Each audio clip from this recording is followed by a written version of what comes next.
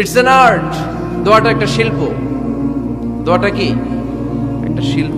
এটাকে রপ্ত করতে জানতে হয়, এটাকে আত্মস্থ করতে জানতে হয়। সব কাজের মধ্যে first class, second class, third class আছে না নাই?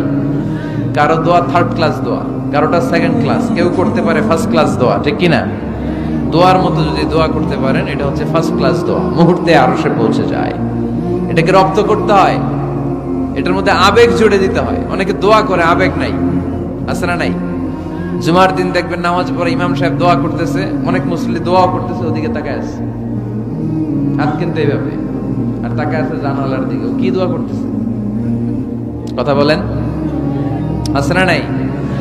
এই জন্য দোয়াটা করবেন কায় মনোবাক্যে, খুব আন্তরিকতা দিয়ে, হৃদয় থেকে।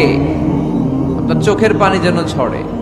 চোখের পানি যদি কোনো দোয়ার মধ্যে পড়ে, আপনি বুঝে যাবেন এই দোয়া আল্লাহর কাছে কবুল।